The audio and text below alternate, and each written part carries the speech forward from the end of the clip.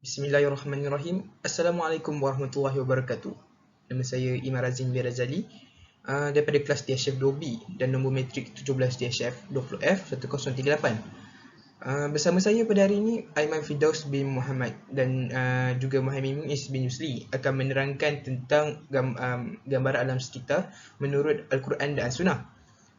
Maka saya persilakan pembentang pertama iaitu Muhammad Muiz untuk memulakan pembentangan. Assalamualaikum warahmatullahi wabarakatuh. Nama saya Muhammad Muiz bin Yusli dari kelas DHF 2B. Nombor matrik saya 17 DHF 20F 1030. Sekarang saya akan membentangkan iaitu definisi alam sekitar. Definisi alam sekitar menurut Barat ialah alam sekitar merujuk kepada fenomena fizikal sama ada biotik atau abiotik yang melingkungi suatu organisma. Fenomena ini termasuk juga fenomena yang berkaitan dengan iklim dan cuaca. Definisi alam sekitar menurut Islam pula ialah alam sekitar ini berasaskan kepada ajaran tauhid atau kefahaman kesatuan yang menggabungkan manusia, alam dan Tuhan. Agama Islam ini menjadikan akhlak sebagai seras hubungan antara manusia dan Tuhan. Seterusnya ialah proses kejadian alam. Sistem tata surya terbentuk dari kondensasi awan panas atau kumpulan gas yang sangat panas. Yang kedua, ada sebahagian yang terpisah dan berbentuk seperti cincin yang mengelilingi satu pusat. Yang ketiga, bahagian yang mengelilingi pusat itu dengan cara yang sama akan berkondensasi dan membentuk satu formula yang serupa dengan terbentuknya matahari. Fasa pertama iaitu langit. Dan surah Al-Anbiya ayat yang ke-30. Maksudnya, dan apakah orang-orang kafir tidak mengetahui bahawasanya langit dan bumi itu keduanya dahulu adalah satu yang padu, kemudian kami pisahkan antara keduanya.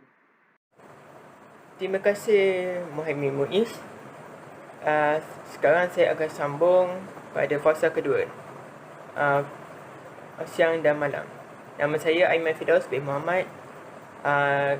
Nombor matrik saya 17 DHF 20F 1034. Di dalam Al-Quran, surah Al-Isra ayat 12, artinya, dan kami jadikan malam dan siang sebagai dua tanda kebesaran kami. Kemudian kami hapuskan tanda malam dan kami jadikan tanda siang itu terang benderang, agar kamu dapat mencari kurniaan dari Tuhanmu dan agar kamu mengetahui bilangan tahun dan perhitungan waktu, dan segala sesuatu telah kami terangkan dengan jelas. Syekh Wahbah Zuhali menegaskan dalam menjelaskan ayat tersebut di atas bahawa Allah Subhanahu Wa Taala menciptakan siang dan malam sebagai kesempurnaan kekuasaannya. Allah Subhanahu Wa Taala menjadikan waktu siang dan waktu malam agar setiap manusia melakukan aktiviti terbaik pada dua waktu tersebut. Penjelasan ini mengandungi isyarat yang kuat bahawa sehendaknya manusia melakukan aktiviti, baik itu aktiviti yang bersifat duniawi atau ukhrawi, sebaik dan semaksimal mungkin. Hal ini demikian kerana waktu adalah sesuatu yang mahal, yang mana walau sedetik pun tidak akan boleh diulang. Sekali kita mengabaikannya, maka hilanglah waktu itu dan tidak akan pernah kembali. Sebagai contohnya, mungkin kita memang sibuk tentang urusan atau kerja-kerja yang banyak, tetapi kita kena seimbang dengan sibukkan kita dengan melakukan ibadah. Contohnya solat, puasa, sedekah. Jadi kita dapat mendapat kebaikan daripada duniawi dan akhirat. Terima kasih. Dan slide akan disambung oleh Imam Razin.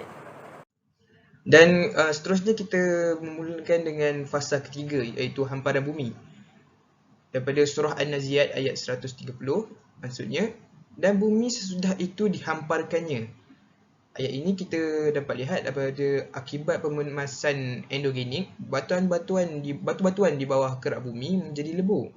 Antara lain, muncul sebagai lava dari gunung berapi. Pemadatan yang berlaku di kerak bumi kemudian menjadi dasar lautan dan daran itulah yang dimaksudkan hampara bumi.